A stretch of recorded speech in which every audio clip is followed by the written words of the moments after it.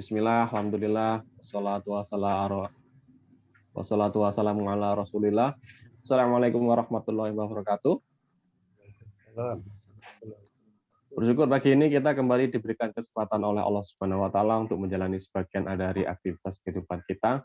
Dan Masya Allah, di antara sekian hamba-hamba Allah yang beraktivitas di pagi ini, ternyata Bapak, Ibu, dan saudara-saudara sekalian yang terpilih oleh Allah Subhanahu wa taala untuk bisa diringankan waktunya, dilembutkan hatinya, mengikuti webinar ini untuk mempelajari sebagian tuntunan agama kita.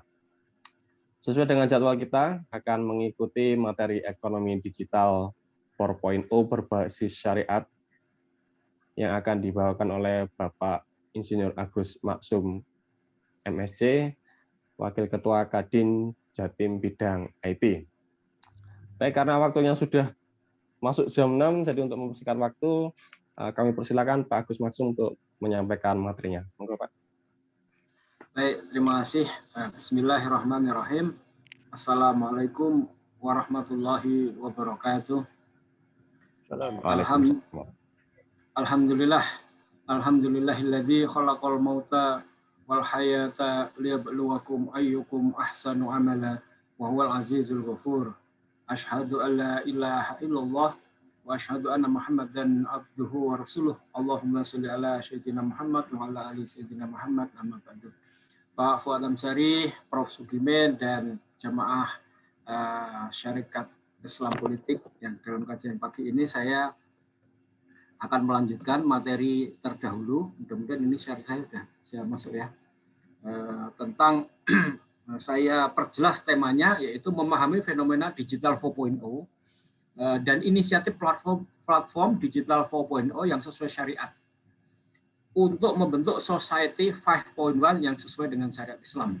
Jadi ini nanti saya akan jelaskan. Jadi saya sampai 5 seri itu adalah bagaimana kemudian kita membentuk society 5.1. Nah, jadi ini ada istilah society 5.0. Society 5.0 itu adalah sebuah masyarakat dunia yang terbentuk karena terhubung oleh internet. Nah, ini diinisiasi oleh Jepang dan kemudian sekarang meluas, dan sekarang pun istilah itu menjadi sebuah istilah bagi sebuah masyarakat yang terbentuk karena terkoneksi oleh internet. Dulu kita menyebutnya netizen. Jadi kalau warga negara itu adalah citizen, nah itu warga negara sebuah negara gitu ya. Nah, sekarang terbentuk sebuah society yang terhubung oleh internet, yang itu kemudian disebut dengan Society 5.0. Nah, kita agak kurang sepakat dengan konsep 5.0, maka kemudian kita membuat 5.1. Nah, Y-nya itu tauhid. Jadi sebuah society yang masyarakatnya itu dari mana saja di seluruh dunia, tetapi dia menerapkan syariat Islam. Termasuk di dalamnya nanti adalah kita bisa membentuk mata uang bersama di dalam society itu. Dan ini sebuah fenomena bahwa kemudian Society 5.0 itu sekarang punya mata uang sendiri. Dia melepaskan dolar, melepaskan yuan, melepaskan ini dan membentuk mata uang sendiri, dan sudah tercipta ratusan mata uang ya yang kita kenal dengan ada Bitcoin, ada Ethereum, ada Dogecoin, ada macam-macam gitu ya. Nah, lalu kemudian nanti kita berharap di akhir ini kita bisa membentuk Society 5.1, yaitu sebuah masyarakat yang terhubung dengan internet, dan di dalam connectivity kita di dalam internet terbentuk society itu kita coba terapkan syariat Islam di dalam fenomena ekonominya, di dalam platform digital, platform ekonominya. Lalu kemudian ya sudah di dalam platform ekonomi digital itu itu sudah menjadi lifestyle kita. Termasuk hari ini kita berkumpul di Zoom, ini kan sebuah lifestyle yang terbentuk karena teknologi digital 4.0. Termasuk juga kemudian tidak bisa dihindarkan bahwa kemudian di situ ada perdagangan, ada transaksi dan lain sebagainya, yang kemudian transaksi itu orang ingin keluar dari hegemoni US dollar, hegemoni Amerika gitu ya, hegemoni sistem keuangan yang tidak adil. Lalu kemudian mereka membentuk sebuah mata uang bersama. Sebentar, saya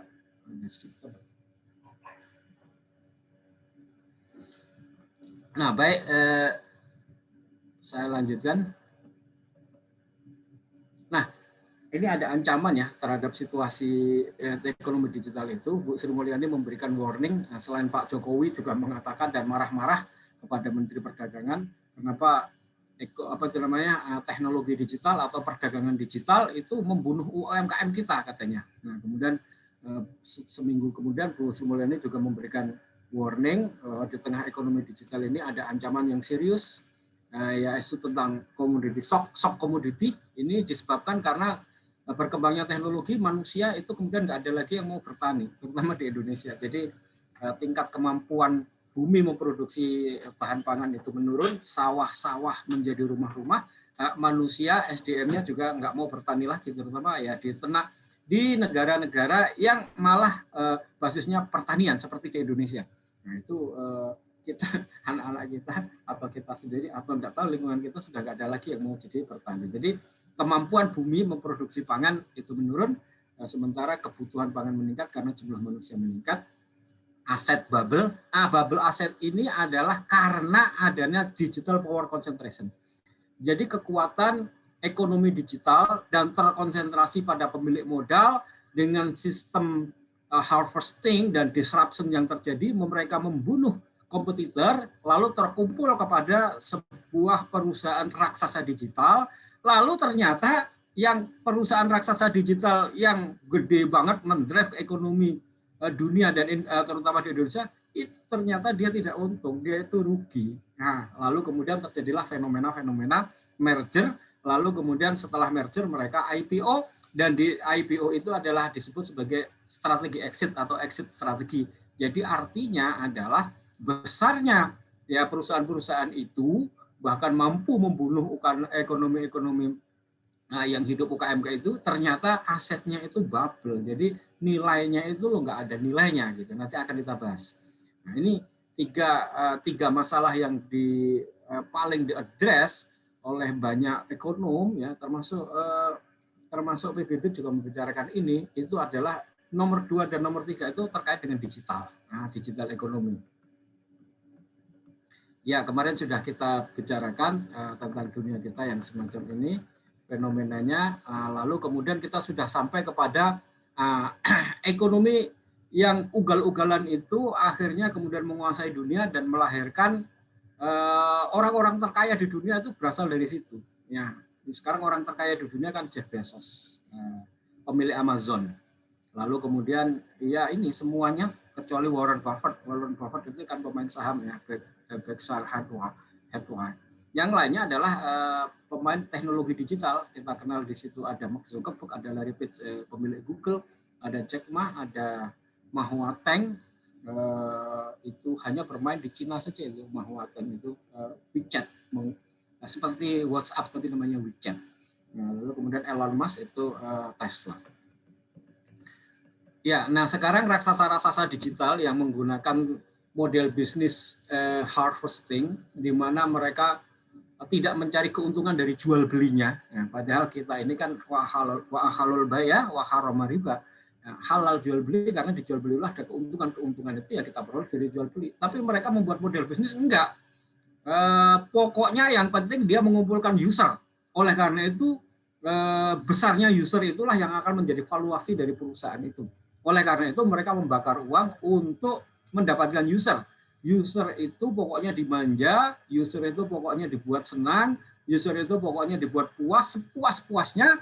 Lalu kemudian dengan menggunakan media sosial, lifestyle-nya dia akan bercerita bahwa kalau menggunakan aplikasi ini mendapatkan diskon, mendapatkan promo, mendapatkan cashback, mendapatkan free ongkos kirim, dan itu menjadi lifestyle jadi kelompok milenial atau apalagi kelompok generasi Z atau kelompok generasi yang kita sebut milenium yang lahir tahun 2000 ke sana. Milenial itu 80 90.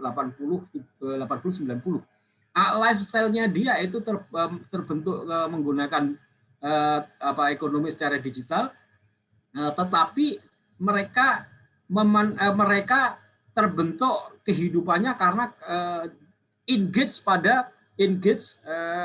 menggunakan aplikasi untuk memenuhi kebutuhannya itu karena adanya itu tadi bakar uang yang menyebabkan kemudian dia mendapatkan kepuasan-kepuasan secara pragmatis, yaitu kemudian diskon, cashback, dan lain sebagainya. Dan ratusan juta kita itu adalah rata-rata itu.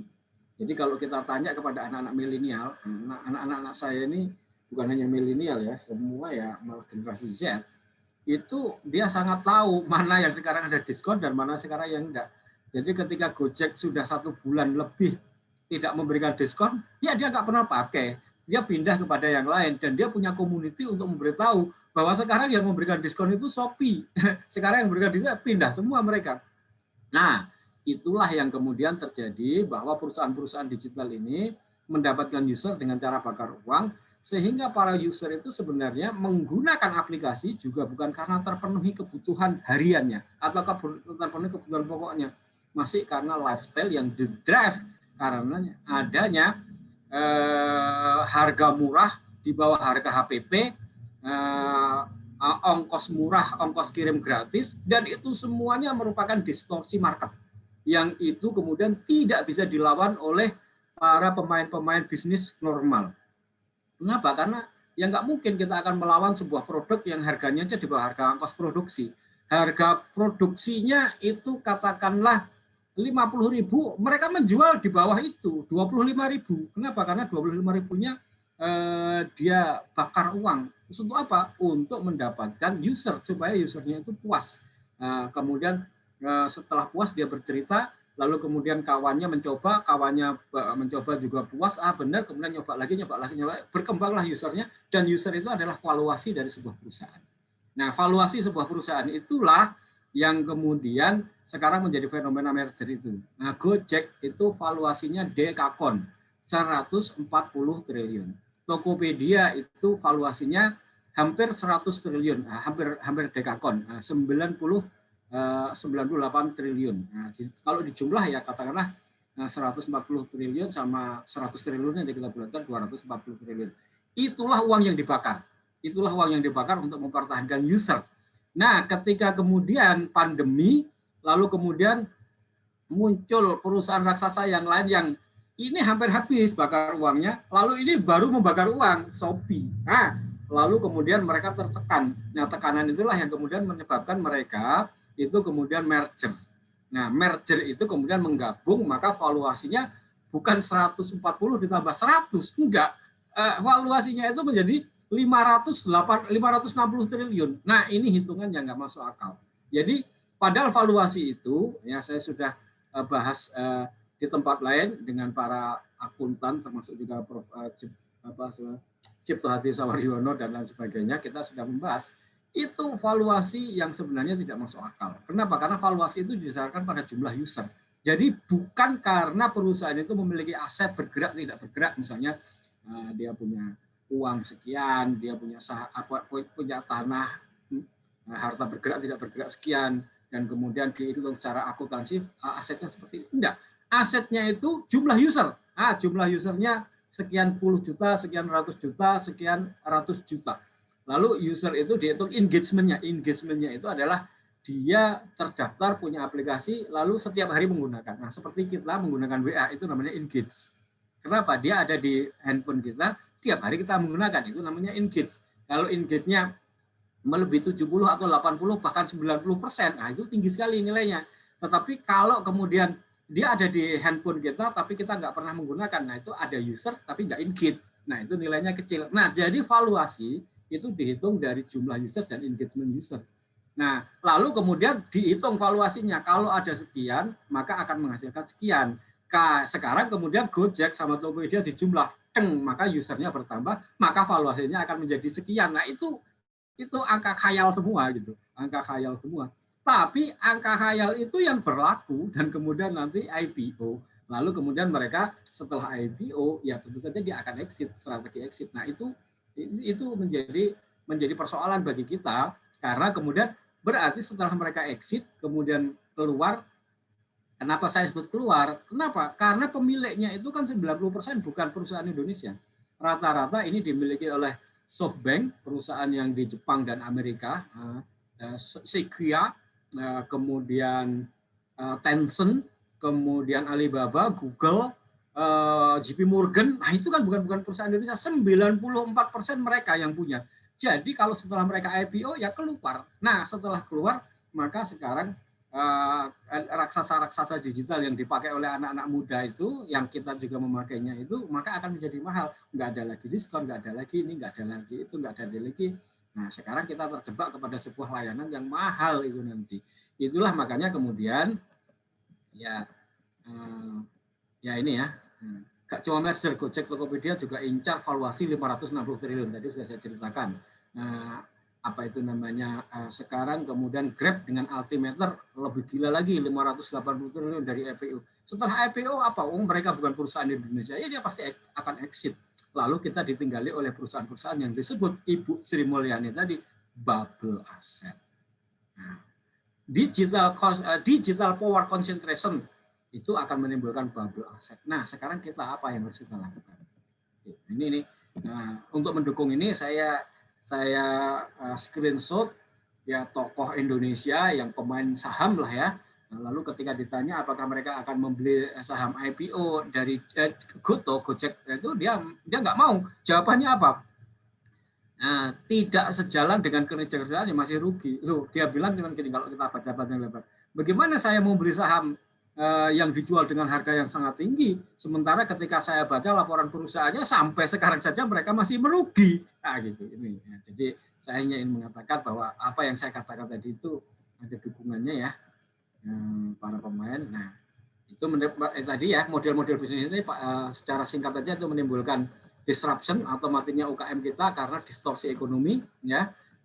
Karena kekuatan ekonomi terkonsentrasi pada pemilik modal dengan membakar uang, ya otomatis yang lainnya mati. Itulah predatory pricing atau sebenarnya dumping ya. Nah, itu sebenarnya mestinya pemerintah regulator yang harusnya melarang, ya nggak boleh seperti itu.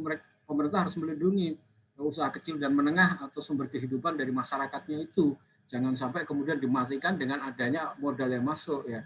Tapi pemerintah sendiri yang kemudian malah menggalakkan perusahaan-perusahaan unicorn, dekakorn itu ya kan repot ini ya. Jadi pagar kita untuk membentengi ekonomi kita yang sesuai dengan syariat. Sesuai syariat itu saya sering menyebutnya dengan gampang dengan bahasa nasional itu sesuai dengan Undang-Undang Dasar 43 pasal 33 atau sesuai dengan Pancasila. Kenapa? Simple. Saya ingin mengatakan Pancasila itu kan prinsipnya pasal 29 bahwa negara itu berdasar ketuhanan yang Maha Esa.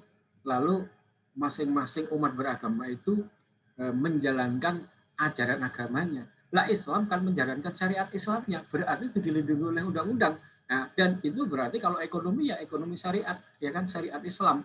Dan itu sudah mulai berjalan kan, tidak ada masalah gitu loh. Ya kan, hanya masalahnya tidak berjalan secara total gitu, masih dibatasi. Sehingga kemudian, nah ini kita harus membuat inisiatif untuk itu. Bagaimana caranya? Nah, caranya begini, ini Jack Ma itu, Cina itu juga mengalami hal yang sama, lalu dia berprinsip begini, dia ingin keluar dari hegemoni raksasa-raksasa digital yang menguasai Cina itu, dia mengambil prinsip begini, dia mengatakan eBay may be sunk in the ocean. Ya, Oke, eBay itu adalah raksasa digital berasal dari Amerika yang menguasai Cina. Ada eBay, ada Google, ada Facebook. Nah, tapi dia pada waktu itu yang terbesar itu adalah eBay. Ya, sekitar tahun 2001. Nah, maybe ya eBay shark in the ocean. Dia adalah ya ikan hiu di lautan. But I am crocodile in the Yangtze River. Tapi saya ini buaya di Yangtze River, di sungai. Ya. Kalau saya bertarung dengan shark, ya hiu di lautan, ya saya pasti kalah. Tapi kalau saya mengajak dia bertarung di sungai Yangtze, ya pasti saya menang. Nah, itu pikirannya Jack Ma. Dan betul itu yang kemudian dia lakukan. Dia kemudian membentuk sebuah platform yang platform itu hanya untuk orang Cina, dipakai bahasa Cina. Karena dia bilang orang Amerika itu nggak ngerti orang Cina. Ya, orang Cina itu nggak suka hal-hal seperti yang dijual di eBay itu sebenarnya. Hanya karena tidak ada yang menyediakan, maka kemudian orang ya kemudian menggunakan eBay, Google, dan lain sebagainya.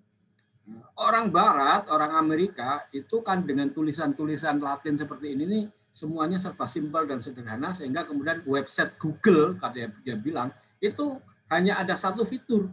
Itu cocok untuk orang Amerika, tapi untuk orang Cina nggak cocok. Orang Cina dengan huruf Cina, itu dia lebih suka kalau ada di dalam satu halaman, itu banyak fitur. Nah, itu matanya orang Cina yang sipit dengan huruf Cina itu terbiasa untuk memilih yang jelimet gitu. Nah, oleh karena itu, itulah maksudnya kemudian dia membuat sebuah website yang isinya adalah sesuai dengan budaya dan karakter orang Cina. Lalu kemudian dia melakukan digitalisasi produk-produk UMKM yang ada di Guangzhou, yang ada di macam-macam. Nah, itu lalu kemudian dimasukkan ke situ. Dan kemudian di situ tidak ada produk-produk Amerika. Nah, jadi di Alibaba, Taobao, dan lain sebagainya nggak ada produk Amerika. Dalam waktu hanya kurang dari 2 tahun, maka kemudian merajai dia Cina, dan kemudian eBay ini bangkrut. Nah, bangkrutnya eBay di Cina ini menyebabkan bangkrutnya eBay itu di seluruh dunia, dan bahkan kemudian kita pun sudah nggak mendengar eBay lagi, kecuali dia hanya sekarang menjadi website untuk jualan produk-produk antik, ya hanya ada di beberapa negara. Dan kemudian dengan itu pemerintah Cina menjadi yakin bahwa dia bisa menguasai market digitalnya, maka dia usir Google, dia usir Facebook, nggak ada Google, nggak ada Facebook. Nah, jadi dia tidak bertarung di lautan, tapi dia hanya membentuk pertarungan itu di apa itu namanya, di sungai Yangtze. Artinya ya filosofinya banyaklah ya. Nah, begitu. Nah, ini sekarang kalau kita mau main juga di Indonesia, saya kira kita juga sama lah, kita harus menghindari hiu di lautan. Juga menghindari buaya di sungai, karena di situ ada Jack Ma. Jack Ma ini buayanya bukan hanya di Yangtze River, ini sudah masuk ke Bengawan Solo, sudah masuk ke Brantas, sudah masuk ke Ciliwung, sudah masuk ke Sungai Mahakam.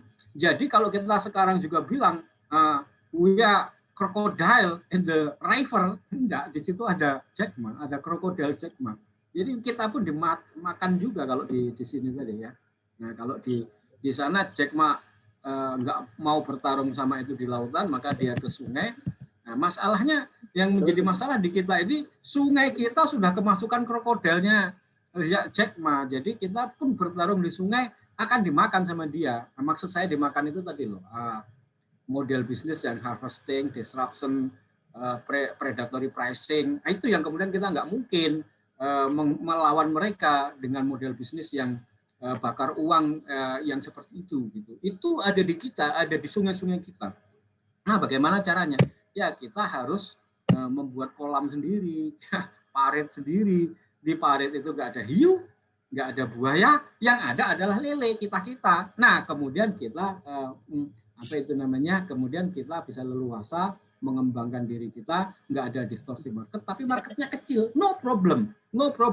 Market kita itu nggak kecil, market kita itu ada 200 juta lebih. Hanya masalahnya kita nggak mungkin langsung membuat kolam yang isinya 200 juta. Kita bisa membuat kolam kecil, lalu kolam-kolam kecil itu dibendung dari tidak terhubung dengan lautan, tidak terhubung dengan sungai yang ada buayanya, lalu kemudian kita membentuk saluran-saluran, yang saluran-saluran nanti menghubungkan kolam-kolam itu. Nah, disitulah makanya kemudian nanti kita menjadi aman. Itu strategi yang saya paling mudah untuk menjelaskan. Apa itu? Nah, ini yang inisiatifnya itu adalah, nah, kalau ini decentralized, ini yang kemudian dikuasai oleh you. Kalau berpusat kepada tetap berpusat kepada apa namanya tadi, Google, eBay, Facebook dan lain sebagainya.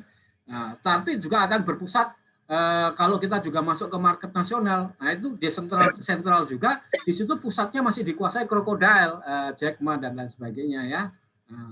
Lalu maka kemudian kita harus membentuk ya rantai komunitas. Kolam-kolam itulah yang kemudian kita manfaatkan untuk melakukan engagement user. Kita melakukan konsolidasi 2 hal di kolam, masing-masing kolam itu. Kenapa? Karena umat Islam yang jumlahnya 200 juta ini nggak bisa kita satukan, kita nggak punya komando. Kalau kita komando, ya pasti ribut antar kita sendiri, ini sudah banyak. Maka sia-sia kita mempersatukan umat Islam ke dalam satu wadah. Yang bisa adalah masing-masing wadah, nah itu masing-masing kolam itu saya sebut community. Masing-masing komunitas melakukan konsolidasi sendiri-sendiri. Apa yang dikonsolidasi? Nah ini masing-masing community melakukan konsolidasi 2 keuangan dan pasar. Jadi uang yang selama ini disimpan di bank umum, nah itu coba dipindahkan sekarang kita punya lembaga keuangan di tingkat komunitas. Nah, nanti baru kita integrasikan ini. Nah, konsolidasinya ini. Konsolidasi dana dengan penerapan finansial fintech pada koperasi komunitas. Ya, komunitas itu nanti yang boleh itu kan koperasi, perkumpulan juga bisa. Bentuk lembaga keuangan di tingkat komunitas. Lalu kemudian kita menabung di komunitas itu, maka terbentuk lembaga keuangan syariah di komunitas itu. Jadi uang tidak tertumpuk di bank. Nah kan uang itu kalau tertumpuk di bank umum, itu kan hanya 20% yang berputar, 80% mengendap. Ya 80% mengendap itulah menjadi modal bisnis mereka untuk menghancurkan kita kan gitu ya. Nah, sekarang kita coba kita buatlah lembaga keuangan syariah dengan teknologi digital itu ada fintech yang bisa kita lakukan untuk itu. Lalu kemudian kita nyimpanlah di situ ya sehingga kemudian ya oke lah nggak usah semuanya dulu ya katakanlah kita punya 10 juta ya kita simpan 2 juta di situ. Itu. Terus kemudian memanage simpanan anggota untuk putaran ekonomi komunitas. Nah, saya akan karena ini sebentar ya, saya akan munculkan model bisnisnya ya, supaya ada gambaran. Nah, ini seperti ini. Ini. Nah, di sini di handphone satunya ini, oke, saya akan munculkan. Jadi teknologi digital 4.0 yang kita kembangkan itu adalah seperti ini. Nah, jadi aplikasinya namanya Geni, Gerakan Ekonomi Indonesia. Nah, seperti ini. Nah, ini yang dipakai di Dalwa ya, Pondok Pesantren Dalwa. Sebentar saya mau pakai yang di Surabaya aja. Yang di Surabaya itu Koperasi Amanah Abi ya.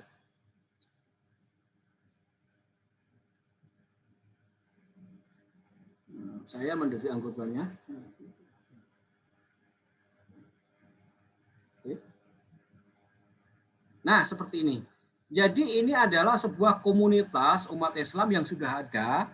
Lalu kemudian di situ saya beri fintech ini. Nah, di dalam finansial teknologi ini kemudian di situ ada lembaga keuangan syariah. Lalu saya bisa menabung di situ dan seluruh anggota menabung di situ. Mulailah kita pindahkan sebagian uang kita di situ di Koperasi Syariah 212 yang kita kenal sebagai 212 itu. Nah, ini akan kita buat gerakan anggota baru. Nah, jadi let's say ada 600 anggota, gitu kita menabung 2 jutaan, maka udah ada terkumpul uang 2 juta kali 600 ya 2,4 miliar kan gitu.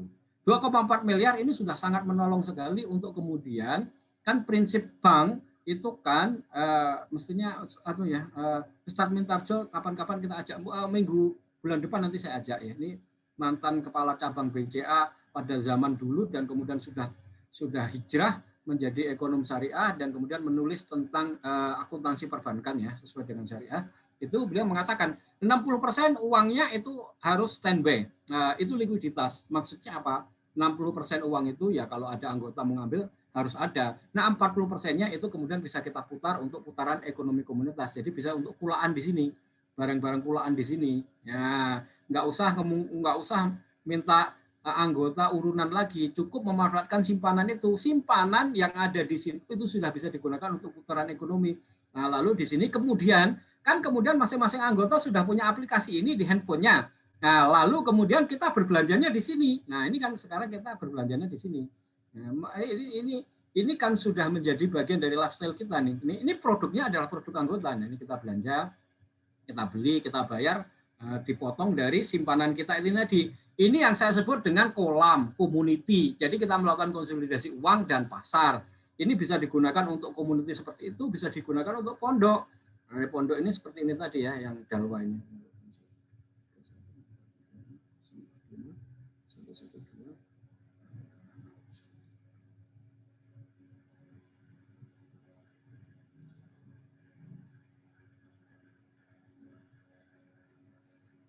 Nah, ini Dalwa ya, Pondok Pesantren Dalwa. Ini ada 13.000. Nah, saya ke sana ketemu dengan pimpinan pondoknya ya Habib Zainal Abidin Bulfaqih itu ada 13.000.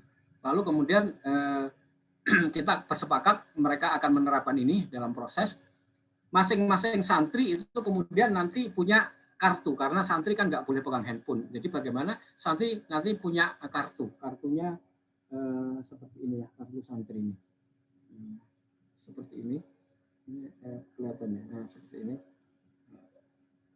kartu santri. Nah, lalu kemudian masing-masing santri itu membuat kartu biayanya 50.000. 50.000 dikalikan 10.000 santrinya ada 500 juta. Nah, kemudian dengan 500 juta itu biaya untuk menggunakan aplikasi ini cuma 50 juta. Jadi tersisa uang 450 juta dan itu kemudian bisa digunakan untuk belanja produk-produk yang akan dijual di Dalwamat. Nah, lalu kemudian santri simpanan uang saku santri itu kan banyak. Satu santri itu rata-rata antara 1 juta, bahkan ada 2 juta, ada yang 5 juta. Selama ini disimpannya di mana? Di bank umum, BCA. Nah, lalu sekarang dipindahkanlah, disimpanlah di bank miliknya pondok, lembaga keuangan syariah. Bayangin aja, ada 10.000 santri kali minimal 1 juta, ada yang 5 juta, sekarang berpindah itu. Nah, tidak ada di bank umum, tapi ada di banknya sendiri. Lalu gaji guru, gaji dosen, karena dia ada S2, S3-nya, gaji karyawan, gaji ustadz-ustadznya selama ini dibayar melalui bank umum, sekarang pembayarannya melalui di sini nanti kan, ditransfer melalui di sini. Jadi ada putaran uang di pondok pesantren dan sekitarnya yang itu adalah terkumpul di dalam lembaga keuangan syariah milik pondok pesantren. Dan ini itu kalau dilakukan di banyak community, maka ini pun sudah menjadi sebuah upaya bagaimana kemudian ekonomi syariat itu bisa berjalan di dalam lingkungan masing-masing komuniti-komuniti kecil. Mereka punya otoritas sendiri, jadi nggak dicampur antara NU dengan Muhammadiyah, antara ini dengan itu, yang kemudian akan menimbulkan keributan. Nah, sehingga otoritasnya ada di masing-masing komuniti. Oke, nah ini kita kembangkan semua, mereka mengembangkan konsolidasi uang dan pasar, dan lalu kemudian nanti masing-masing komuniti kita bangun, change. Nah, kayak gini diintegrasikan. Nah, inilah terbentuk sebuah community yang insya Allah bisa melakukan konsolidasi. Oh, sebentar. Oh, ini tadi ya, nggak muncul ya, sebentar.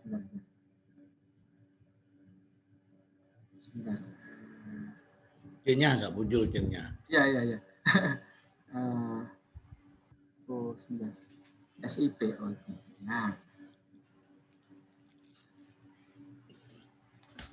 Nah, ini jadi, inilah masing-masing komunitas. Nah, ini tadi gambarannya. Nah, masing-masing community ini membentuk sebuah konsolidasi.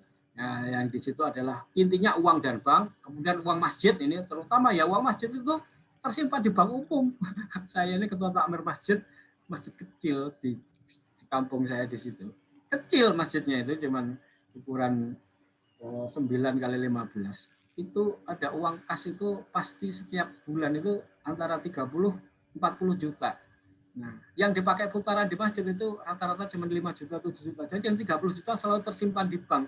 Nah, kenapa enggak uang ini disimpannya di lembaga keuangan syariah pondok-pondok, community-community itu.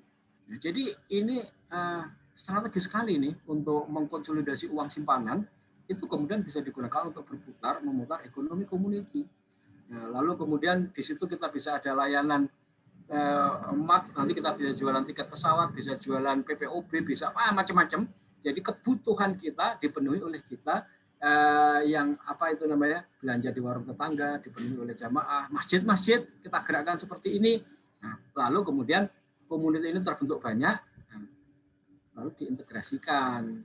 Nah, jadi pasarnya menjadi besar. Jadi ini strateginya memang lebih sulit dari Jack Ma karena Jack Ma didukung oleh pemerintah. Walaupun sekarang Jack Ma sendiri sudah kemudian didepak ya, karena kemudian dia mendukung cryptocurrency-nya Libra, bukan cryptocurrency-nya Cina itu masalah. Oke, kira-kira ini gambaran bagaimana kemudian kita punya inisiatif keluar dari hegemoni digital 4.0 yang kapitalis kepada sebuah society yang terbentuk dengan sebuah digital 4.0 yang di situ transaksinya adalah berdasarkan prinsip-prinsip syariah. Terima kasih. Assalamualaikum warahmatullahi wabarakatuh. Waalaikumsalam warahmatullahi wabarakatuh. Ya, menarik sekali paparan dari Pak Agus. Ya, ini saya jadi ingat waktu ikutan di komunitas bisnis. Jadi coach-nya itu beliaunya selalu menekankan kalau dalam komunitas itu harus punya prinsip beli kenali, beli, dan referensikan agar produk-produk komunitas itu tetap berputar dan semakin kuat. Nah, cuman rata-rata orang kita tuh bukan direferensikan, malah cari diskonan ke teman-temannya sendiri. Jadinya bisnis-bisnis teman-temannya itu malah tidak berkembang karena ya itu tadi.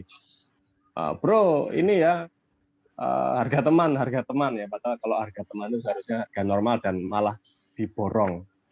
Ya, dan juga yang bisa kita catat di sini adalah komunitas itu sangat penting karena dalam UMKM itu komunitas merupakan salah satu poin yang ditekankan agar perputaran itu dia bisa terus berjalan.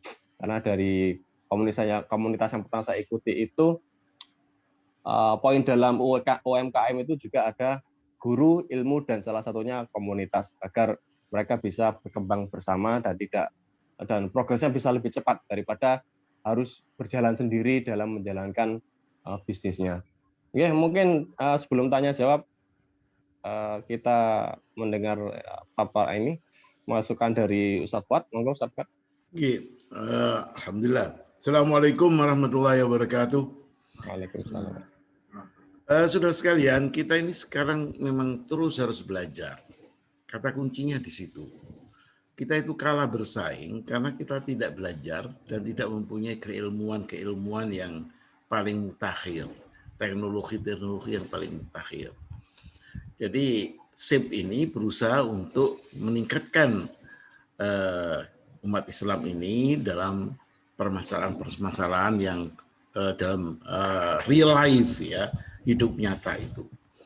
Jadi apa yang tadi disampaikan Pak Agus Maksum itu sesuatu yang menurut saya sangat menantang sekali, yang mungkin itu harus disebarluaskan untuk difahami oleh umat dan kemudian umat terlibat seperti Jack Ma membuat aplikasi dengan bahasa Cina, dengan huruf Cina. Mungkin ada ide nanti dengan huruf Hono Coroko gitu ya. Ya, sehingga kita punya aplikasi Hono Coroko gitu yang tidak bisa dimasuki oleh orang lain dan kita keluarlah dari yang lain-lain. Ya, dari yang tadi itu IB kayak dari krokodilnya, Jack Ma kayak nah, masalahnya itu di situ Pak Agus Maksum. Challenge itu harus operasional dan menurut saya harus saja menginisiasi. Kalau di sana Jack Ma, mengapa di sini tidak ada Agus Maksum yang start membuat aplikasi dan kemudian ya masalah burning money ini yang kadang-kadang memang memerlukan dana, tapi kita punya komunitas umat Islam ini cukup kuat lah. Artinya dengan disentuh NU, sentuh Muhammadiyah, sentuh Dewan Dakwah, saya kira sudah akan menjadi raksasa itu. Tapi harus ada yang menginisiasi. Kalau di sana Jack Ma, di sini siapa gitu. Dan kita ini terus saja follower. Walaupun profesor, doktor, kalau bukan bidangnya ekonomi ya nggak ngerti apa-apa. Jadi kuncinya itu artinya monggo silakan diproses dan teman-teman ini mungkin kita menunggu jikma umat Islam Indonesia. Kalau perlu pakai bahasa Arab. Kalau bahasa Arab yang dipakai mungkin kita bisa menyentuh semua komunitas umat Islam. Ini yang kemarin itu yang tentang masalah Facebooknya diganti dengan yang dari buatan Turki. Sepertinya kemudian macet. Nggak tahu saya di mana macetnya ini. Jadi ini kuncinya itu adalah inisiator dari kita yang memang pandai, pinter dan kerjalah. Jadi saya kira itu saja catatan saya. Ilmunya is there gitu. Tolong aplikasinya is here. Terus ada yang memulai. Saya kira itu catatan saya Mas ya. Dan kita masih ingin terus belajar, tapi jangan sampai belajar tidak kemudian beroperasi. Hanya ilmu mandek di tingkat ilmu. Itu catatan saya, monggo silakan diteruskan yang lain. Begitu Pak Bugu, alhamdulillah kita teruskan diskusinya. Baik Ustaz, terima kasih. Baik Bapak-bapak, dari paparan Pak Agus dan Ustaz Fuad mungkin ada yang mau ditanyakan? Ya, jangan bertanya, tapi melengkapi supaya ide yang saya picu itu kemudian bisa operasional itu bagaimana gitu. Itu yang paling penting seperti yang diharapkan Pak Fuad.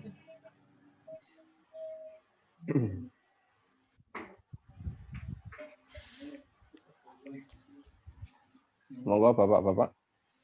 Sebelum yang lain ya, saya ingin menanggapi apa yang disampaikan Pak Fuad itu betul sekali Pak Fuad. Itulah makanya saya konsentrasi di sini. Makanya ketika Pak Fuad meminta saya untuk bergabung ke PKS mau dilantik itu, masih ingat Pak Fuad saya menjawabnya, mohon maaf saya ini nggak bakat politik dan saya mengambil jalan untuk fokus kepada konsolidasi ekonomi umat dengan mengembangkan aplikasi digital 4.0 yang bisa diterapkan oleh umat. Pak Amin juga nelpon saya, PUI, bahkan ketuanya Mas Ridho Rahmadi itu saya sangat akrab sama beliau. Saya juga menjawab hal yang sama, bahwa saya nggak bakat politik. Jadi kalau saya terjun ke politik, saya nggak akan bisa memberikan kontribusi yang optimal. Saya akan fokus kepada ekonomi, mengembangkan teknologi digital 4.0 untuk umat. Nah, begitu juga dengan Mas Sumi, waduh ini berkali-kali. Nah, jadi saya Pak Fuad fokus di sini. Saya punya perusahaan yang saya ada di situ dan mengembangkan inisiasi teknologi digital 4.0 yang kemudian berbasis syariat. Yang akhirnya kita ketemu mulainya adalah community. Ini trial and error umat untuk melawan itu sudah banyak Pak Fuad ya. Nah, banyak kita ketahui sebenarnya banyak. Jadi mulai dari lanjar.com, Alidin yang dibiayai oleh Pak Kadir Baraja, kemudian sekarang EduPay, macam-macam. Itu gagal karena kita head to head dengan mereka semuanya, head to head. Nah, sementara kalau kita head to head, uang kita seberapa? Mereka bakar uang triliunan loh, 240 triliun. Sekarang mereka mau masuk ke IPO untuk lari 580 triliun, ya kan? Kan nggak mungkin kita nggak ada. Saya saja harus membiayai sendiri dengan kawan-kawan sendiri itu untuk membuat aplikasi yang tadi saya demokan itu Pak Fuad itu sudah jadi bisa dipakai Pak Fuad. Monggo pondok pesantren ini kita sudah mulai. Dan kemudian dia menggunakan itu, kalau membuat seperti itu, masing-masing pondok membuat aplikasi seperti yang saya tunjukkan tadi, yang saya demokan, itu bisa habis 1 miliar lebih. Nah, kemudian saya berinisiatif, wah tidak mungkin community membiayai kayak begini untuk melakukan konsolidasi uang dan pasar, membentuk lembaga keuangan syariah dengan menggunakan financial teknologi, kemudian harus membentuk tim IT, lalu tim IT itu membuat aplikasi seperti ini dengan biaya hampir lebih 1 miliar 2 miliar. Nah, maka kemudian saya berinisiatif dengan beberapa kawan ya untuk mendapatkan biaya dari umat itu juga sulit karena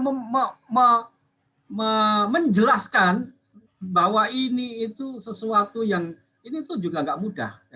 Persoalan teknologi digital dan society 5.0 itu nggak mudah dipahami karena mereka mengenal model bisnisnya itu bakar-bakar uang. Ya akhirnya kemudian ya sudah kita jalan sendiri dan alhamdulillah sudah mulai dipakai. Nah, monggo kalau mau silahkan bergabung kepada community yang sudah jalan di Surabaya yaitu Koperasi ABI 212 itu akhirnya sekarang berubah menjadi ABI, Koperasi ABI. Nanti saya kasih linknya, download aja di Play Store, klik geni. Lalu nanti daftar gabung ke Koperasi ABI Jawa Timur. Ya, kemudian kita bisa mulai menabung di situ dan berbelanja di situ. Ini tadi ya, mana tadi? Ini yang saya share ini ya.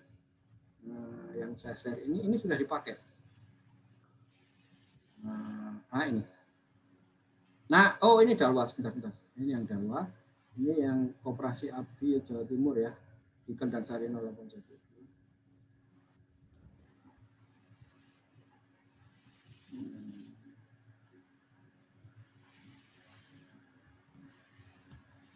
Nah, jadi ini aplikasi sudah dipakai Pak Fuad, ya sudah dipakai. Nah, ini Koperasi ABI ini, Koperasi Syariah Amanah Berjamaah Izzah Jatim. Ini Koperasi 2124. Nah, jadi kita silahkan bisa bergabung di sini, lalu kita mulai memindahkan uang kita nabung di sini, ya let's say 2 juta gitu, maka kemudian terkumpul uang di lembaga keuangan syariah yang dimiliki oleh kita sendiri. Lalu kemudian kita bisa berbeli belanja kebutuhan sehari-hari kita dikirim ini ya misalnya Pak Fuad misalnya mau belanja beras abiu ini kalau mau saya ceritakan juga panjang. ini produk sendiri, beli dari petani sendiri, kemudian kemudian diedarkan di Koperasi Syariah di Jawa Timur yang ada 22 itu. Nah, dikirim. Jadi kemudian seperti ini. Jadi ini sudah kita mulai gunakan. Nah, kalau mau bergabung silahkan begini caranya. Pergi ke Play Store. Ini saya demokan aja. Play Store dan kita Play Store ini ya, Play Store. Lalu kemudian klik geni. Ketikkan di sini klik geni. Klik geni. Nah ini aplikasinya sudah ada di sini. Di Bapak Ibu bisa langsung coba, kemudian download. Nah ketika download, kemudian nanti Bapak Ibu sudah masuk ke daftar aja menjadi anggota Koperasi Syariah 212. Nah bayangin aja kalau Surabaya ini berapa orang ini? Lalu kemudian di situ anggotanya baru 600. 600 itu anggota yang lama dulu. Lalu kemudian kita tambah, let's say katakanlah dengan gerakan kita ini, kemudian nanti pengurusnya bisa saya undang di sini tuh, Pak Herwin, saya kira kita kenal semua Pak Herwin, kemudian Pak Aziz, kemudian Ibu Harun Al-Rashid atau Budian itu, kapan-kapan boleh kita undang, sehingga kemudian kita bisa berbelanja di sini, bergabung di sini. Bukan hanya itu, masjid saja bisa menggunakan ini, lalu kemudian di masjid, kemudian kita minta jamaah masjid menginstal aplikasi ini, gitu ya. Kemudian kita mulai menabung di situ. Lalu kemudian kita mulai berjualan, sehingga materi-materi ceramah kajian yang ada di masjid adalah mengarahkan kepada jamaah sekalian. Mari kita nabung di lembaga keuangan yang dimiliki masjid. Mari kita kemudian berbelanja produk-produk dari tetangga kita atau jemaah kita yang ada di sini, ya kan bisa kita demokan di situ. Nah ini mulai Pak Fuad, jadi ini udah operasional, jadi bukan ide cerita, tapi sudah jalan. Tinggal kita sekarang bergabung, menggunakan, atau bahkan kita menginisiasi bisa. Itu tambahan saya. Terima kasih. Ya. Jadi saya kira kuncinya adalah ada dua.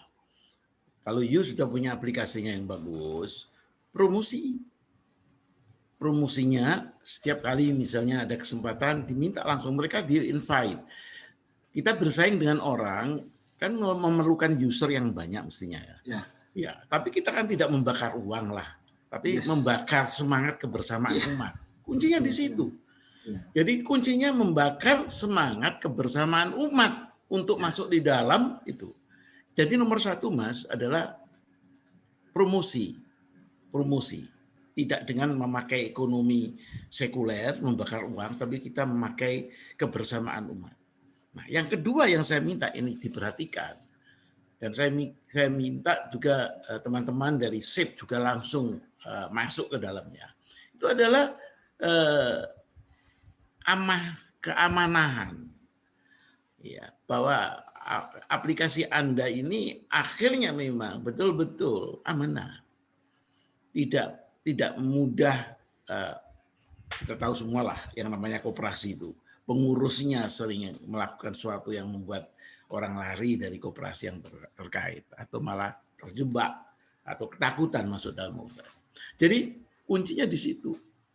Reliabilitas dari bisnis kita, dari aplikasi kita. Monggo yang lain meneruskan lah. Saya appreciate sekali, dan nanti kalau Pak Masum untuk bulan depan memberikan lagi materi, langsung saja selain memberikan teori tapi langsung invite, mengajak mereka masuk ke situ. Jadi kita tidak, ya saya kira gitu, nggih. Jadi diajak. Nanti saya akan kirim video tutorial di grup SIP untuk bergabung dengan koperasi itu. Kalau kita nggak punya ya, sebaiknya sih sebenarnya kita punya sendiri, gitu. Tapi sebelum nggak apa-apa, kita persyaratkan aja dulu yang sudah ada. Anggota mungkin nanti itu gini, koperasi itu karena gini Pak Fuad, ini memang persoalan hukum. Jadi kita ini ada kelembagaan yang membatasi kita, yang mengizinkan kita itu mengumpulkan uang anggota gitu loh. Itu koperasi dan perkumpulan. Nah, kalau enggak nanti kita seperti Ustadz Yusuf Mansur mengumpulkan dana masyarakat, nah ternyata perusahaannya bukan perbankan, kan yang diizinkan hanya bank, satu. Yang kedua BPRS, yang ketiga adalah BMT. BMT itu koperasi Pak Fuad.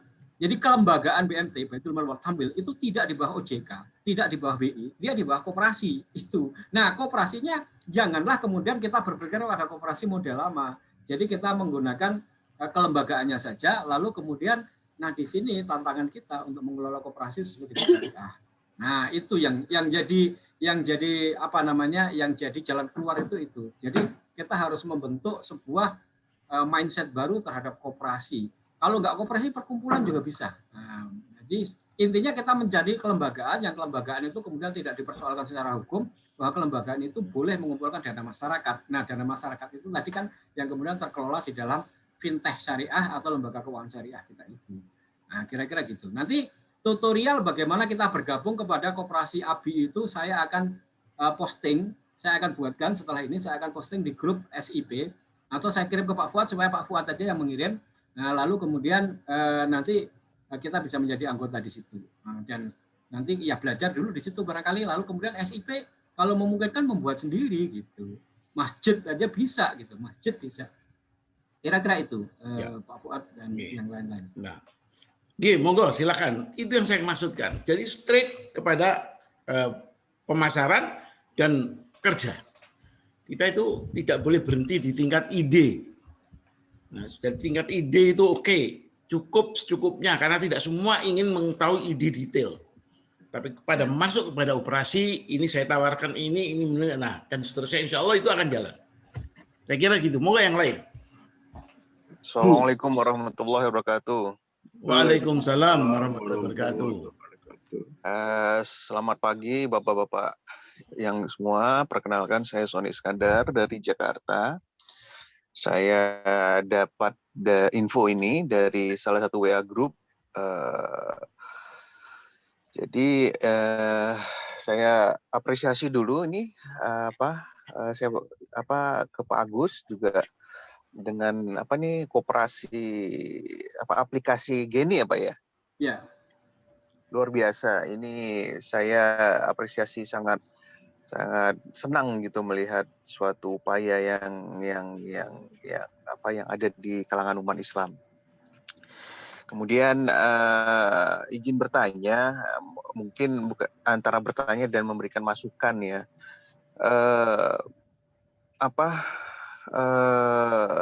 Sebelumnya nih, mohon maaf ini kamera nggak bisa saya on karena kamera HP saya ini ada kerusakan. Sebelumnya saya ini pernahlah bersinggungan dengan salah satu upaya salah satu calon parpol yang membuat aplikasi yang mirip lah dengan yang Pak Agus buat sekarang. Afiliasinya ke marketplace. Namun seiring perkembangannya ternyata layu belum berkembang. Akhirnya semua upaya yang digitalisasi menuju 4.0 semuanya itu buyar lah gitu jadinya. Nah, jadi saya bertanya-tanya ini mengapa, kenapa, ada apa gitu. Nah, sampai suatu ketika saya lihat tadi aplikasinya Geni ternyata sudah operasional dan sudah dari tataran ide menjadi operasional dan berjalan. Nah, apa kira-kira yang penyebab yang Pak Agus tengarai? Kemudian yang kedua, gimana mau bilangnya ya? Ini kan banyak aplikasi. Kelak nanti banyak aplikasi pihak-pihak lain juga banyak aplikasi yang membuat hal yang sama. Yang saya tahu sudah ada beberapa aplikasi yang di kalangan tokoh-tokoh umat Islam sudah membuat aplikasi yang seperti ini.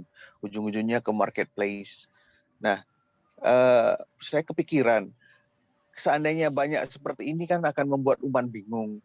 Apakah ada bisa membuat suatu upaya yang bisa mengintegrasikan satu dengan yang lainnya menjadi salah satu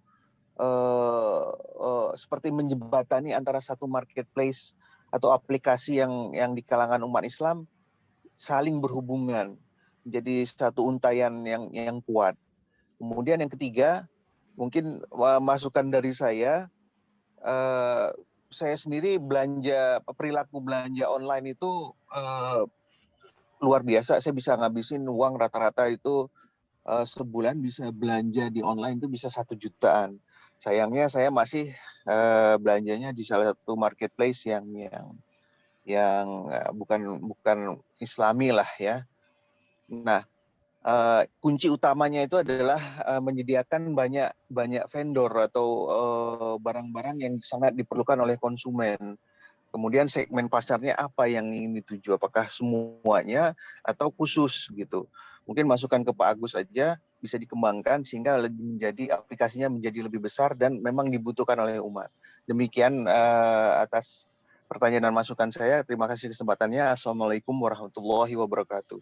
Waalaikumsalam warahmatullahi wabarakatuh. Baik, saya langsung saja jawab ya. Jadi ini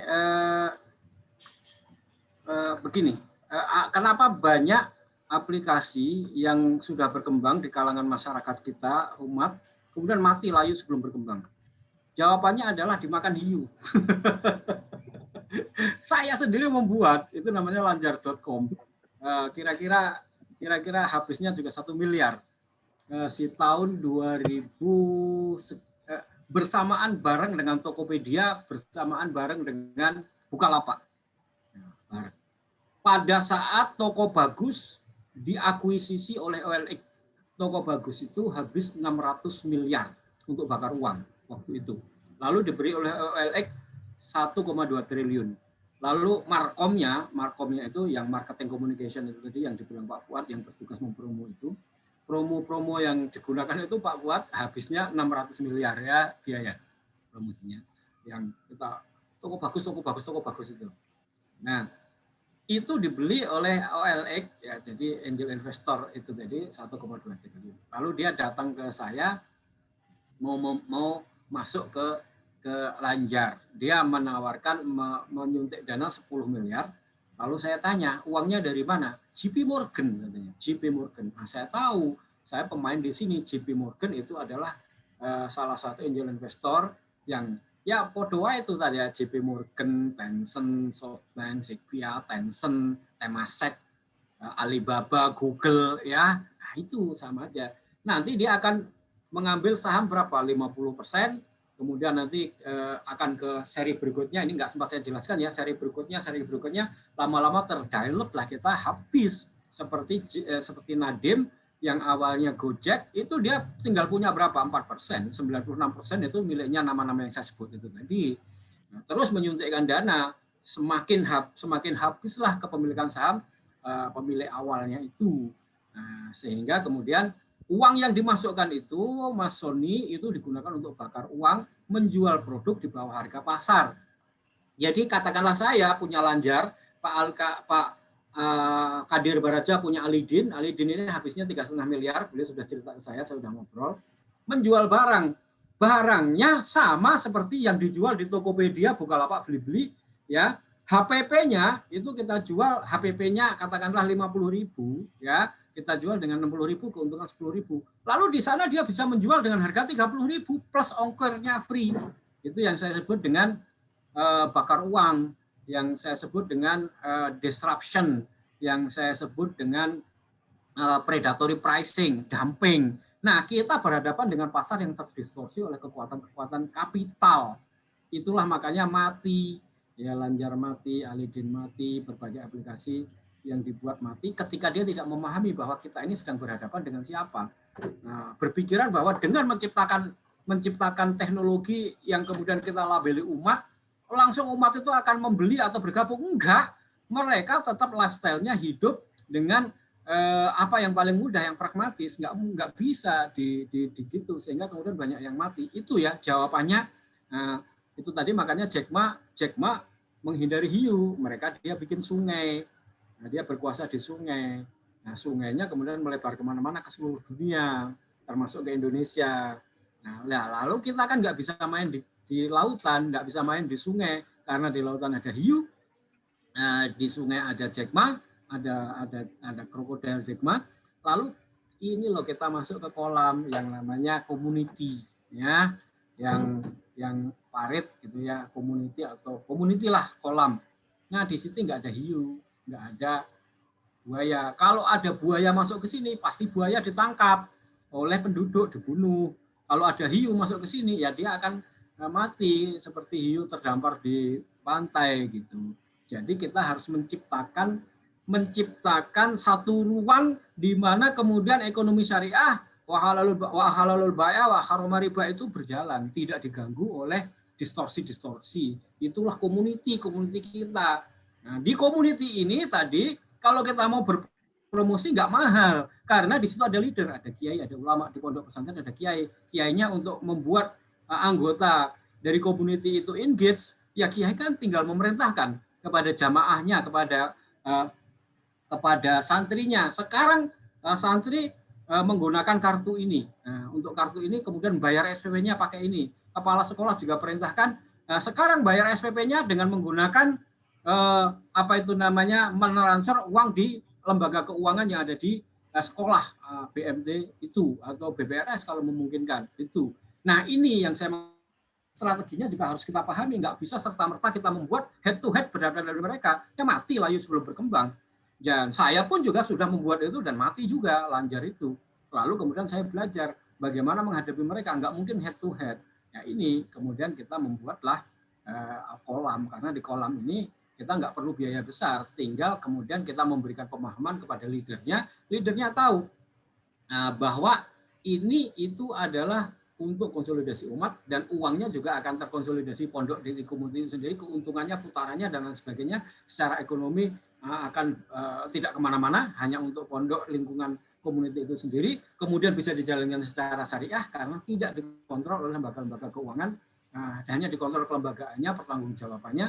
Nah, lalu kemudian mindset, sistem apapun yang mau kita jalankan bisa kita jalankan di situ, ekonomi syariah, mau wadiah, syirkah, mudharabah, apapun bisa dijalankan di situ dengan komunitas yang kecil. Lalu pertanyaan Mas Sony yang terakhir, nah disitulah kemudian nanti ya kita itu akan integrasikan. Jadi kan gini ya, ini masing-masing community. Masing-masing community memang sempit marketnya, tapi sempit market itu juga sudah gede. Di dalam lingkungan yang jumlahnya 10.000 itu udah besar sekali. Ya, jadi coba lihat Indomart, Alfamart itu hidup di dalam sebuah perumahan itu hanya 1.000 rumah, bahkan ada 500, ada Indomart, ada Alfamart, ada Alfamidi, tiga-tiganya hidup. Berapa coba itu kan nggak gede kan? Lalu kemudian kita punya komunitasnya gede loh, masjid, pondok pesantren, nah kan bisa itu. Nah, masing-masing community sekarang melakukan hal sendiri untuk dirinya sendiri, jadi tidak diributkan. Kemudian siapa yang akan kalau misalnya antara kelompok NU dan Muhammadiyah pasti akan ribut kan, siapa yang mengelola nanti direkturnya NU atau Muhammadiyah. Tapi kalau ini di dalam komunitas sendiri kan nggak perlu ribut. Kenapa? Ya memang komunitas itu sendiri yang mengelola. Jadi nggak ada gesekan-gesekan sosial. Nah, ini model ini adalah juga model untuk menghindari gesekan-gesekan sosial, sehingga otoritas itu tetap ada di masing-masing komunitas sendiri. Nah, lalu ini Mas Sony yang ketiga, inilah kemudian nanti kita integrasikan. Jadi memang akan terbentuk sebuah aplikasi banyak. Kenapa? Karena masing-masing komunitas punya sendiri-sendiri. Ini punya Geni, nanti di sana punya Ekomat, di sana punya Gema, di sana punya gerakan ini, gerakan itu. Tapi aplikasinya adalah aplikasi yang berbasis komuniti-komuniti ini sendiri. Nah, lalu secara IT ini nanti berada di sebuah platform yang sama, lalu kemudian kita integrasikan. Mengintegrasikannya gampang, itu menggunakan API namanya. Jadi nanti kita menyepakati ini, mana yang sepakat untuk kita bekerja sama. Lalu kita membentuk satu platformnya juga sama, API-nya lah ini tergabung. Lalu masing-masing komunitas terintegrasi. Di situ nggak ada hiu, nggak ada buaya, yang ada adalah produk-produk masing-masing komunitas. Nah, ini panjang kalau mau saya ceritakan karena waktu kita pendek, kira-kira begitu jawabannya. Jadi saya kira tiga-tiganya sudah terjawab. Terima kasih. Luar biasa Pak, Masya Allah. Semoga ini wujud, insya Allah kami doakan, saya doakan.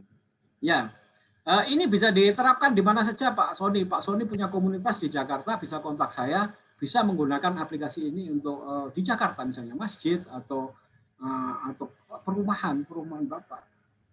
Masjid, kemudian diawali dari masjid dan lain sebagainya. Jadi sekarang kita jihadnya itu bisa real, jihad ekonominya. Mengajak orang mendownload aplikasi kita, menabung di tempat kita, berbelanja di tempat kita, berjualan di jihad ini, jihad ekonomi ini. Ini sudah sebenarnya juga sudah memotong memotong pohon kurma Yahudi. Kalau ingat sirah Nabi itu kan ketika Nabi berperang dengan kaum Yahudi, Yahudi Bani Nadir itu, yang di Madinah itu, dia bersembunyi di benteng-benteng yang kuat. Nabi bersama pasukannya mengepung 2 minggu, nggak bisa perang. Orang dia sembunyi, dari benteng dia melontarkan tombak, kemudian memanah. Lalu hampir aja Nabi kehabisan logistik. Turunlah surat Al-Hasyr ayat 5. Nabi diperintahkan memotong, menebang pohon kurma, membakarnya. Nah, pohon kurma itu langsung berkehidupannya Yahudi. Yahudi keluar, protes. Lu, hai Abul Qasim, kenapa engkau potong pohon kurma? Katanya nggak boleh. Ini perintah Allah untuk menghinakan kamu. Nah, jadi sebenarnya itu kan bisa kita ambil dari prinsip itu. Kita bisa mengalahkan Yahudi dan kafir itu dengan cara memotong sumber kehidupan mereka. Bagaimana memotongnya? Ya ini tadi salah satu cara memotongnya itu.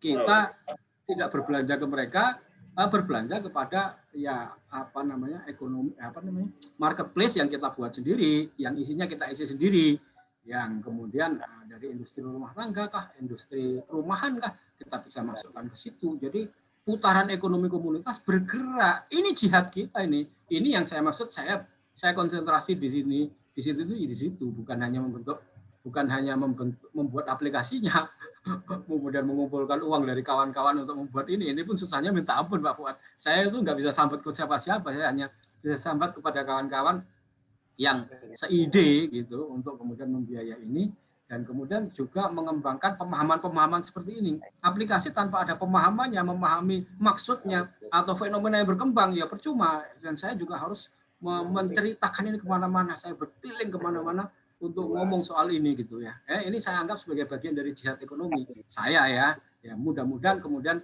dipahami yang lain mengikuti. Mudah-mudahan. Terima kasih.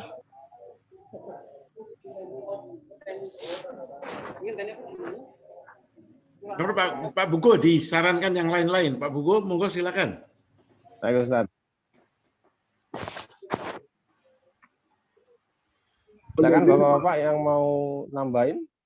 Mohon izin Pak Pugu. Iya.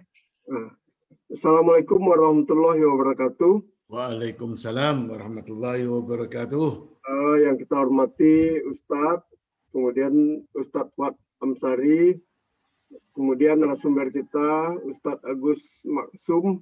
Perkenalkan, saya Adrizal, Dekan di Fakultas Peternakan Universitas Andalas, Pak.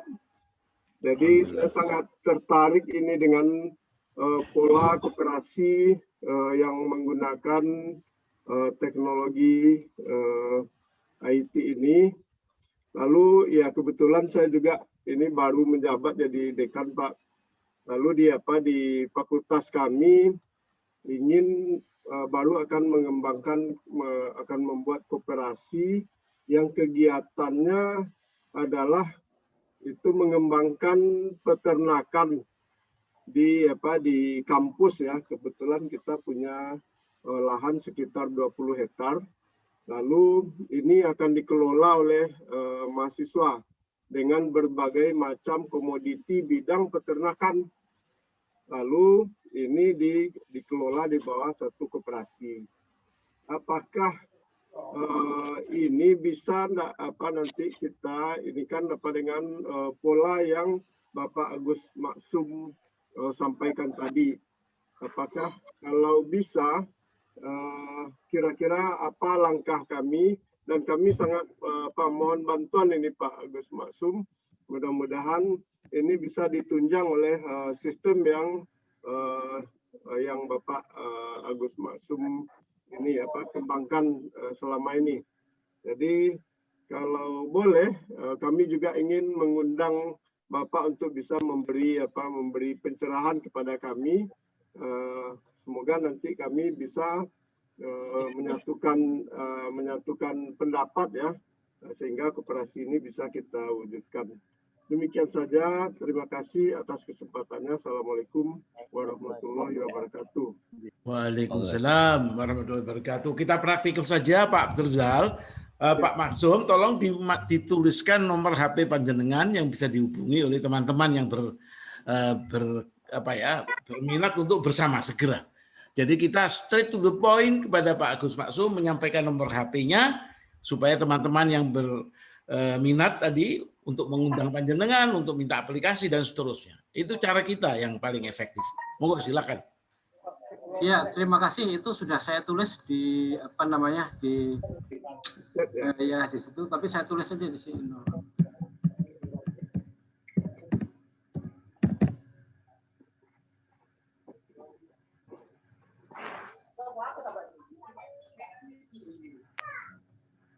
Saya tulis ya di sini. Saya share.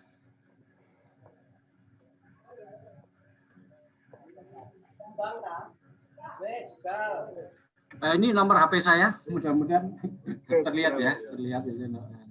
Monggo teman-teman silakan dihubungi Pak Arif Maksum. Nggih, nomornya. Wah, cepat sekali hilangnya Pak Arif. Sebentar. Kepencet. Kepencet, nggih. Nah, monggo. 081231435 Sorry. Ini yang belakangnya salah. 045. Kalau salah 0812314 045.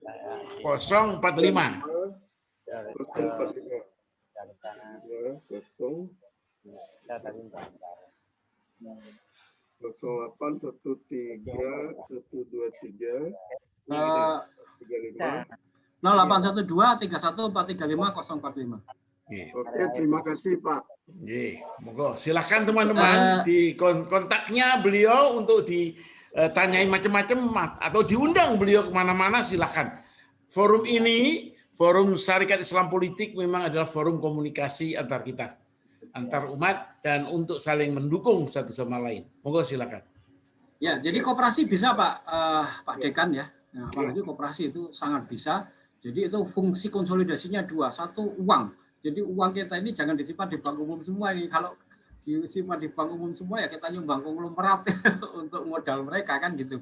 Jadi ya nggak usah semuanya lah, sebagian dulu. Let's say 2 juta, 3 juta, itu pun sudah cukup berarti. Dan itu nanti bisa digunakan untuk putaran bisnis yang tadi itu 20 hektar itu Pak. Nah, nanti kita bisa bicara sendiri Pak. Itu nanti ada modelnya Pak Rizal, saya kira sudah kenal Prof. Muhammad Winugroho ya, Prof. Muhammad Winugroho. Okay.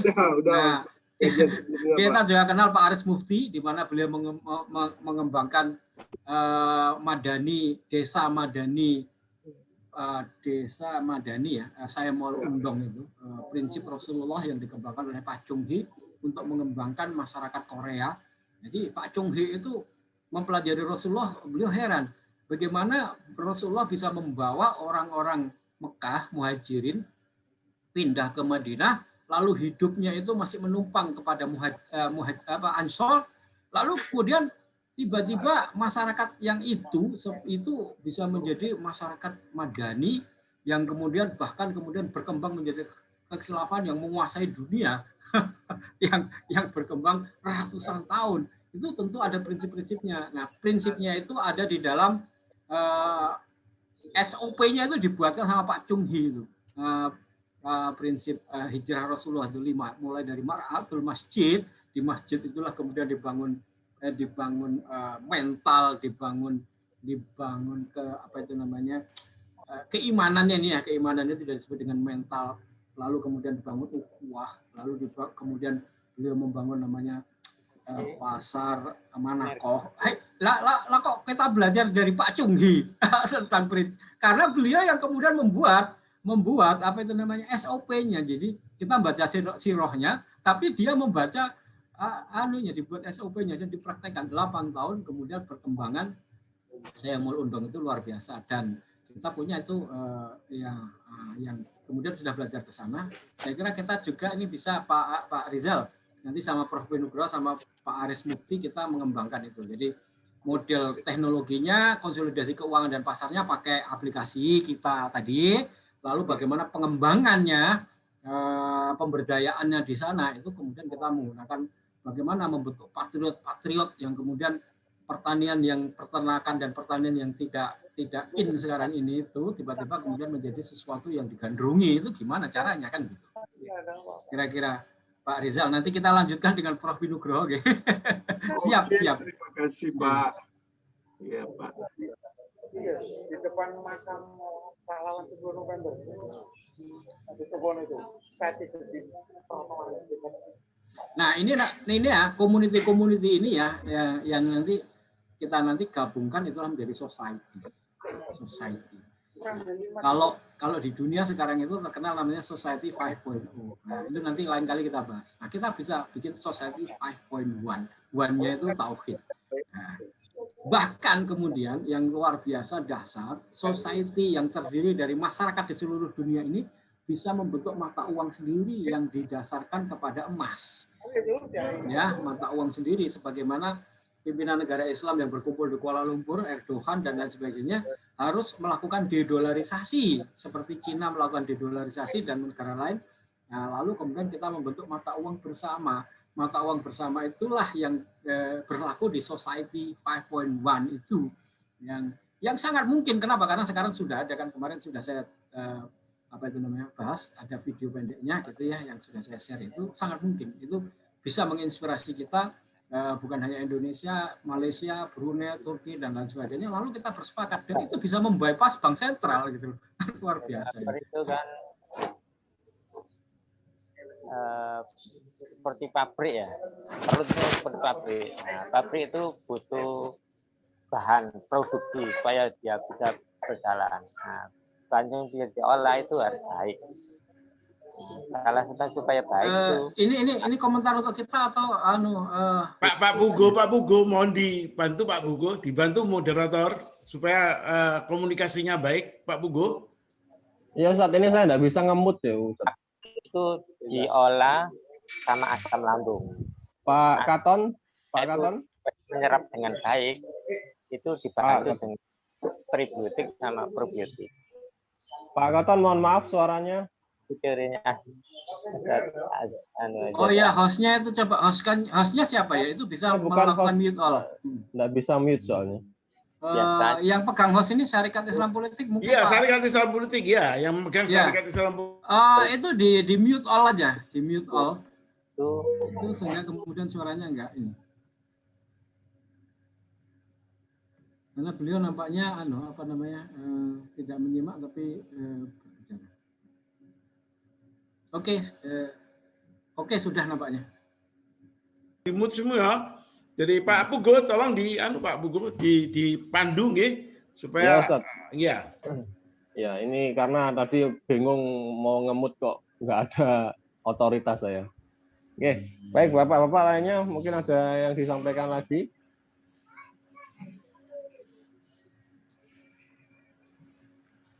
Kalau cukup menurut saya jamnya sudah melebihi jadwal, Pak, bisa ditutup. Kita bisa ketemu untuk bulan depan. Ahad yang keempat. Ya. Baik, Bapak-bapak, kalau tidak ada yang disampaikan lagi, kami rasa sudah cukup. Semoga pertemuan kita hari ini bisa membagikan semangat kita untuk meningkatkan perekonomian umat. Materi akan disampaikan kembali di bulan depan, di Ahad keempat bulan Juli. Terima kasih atas waktunya. Kurang lebihnya mohon maaf. Assalamualaikum warahmatullahi wabarakatuh.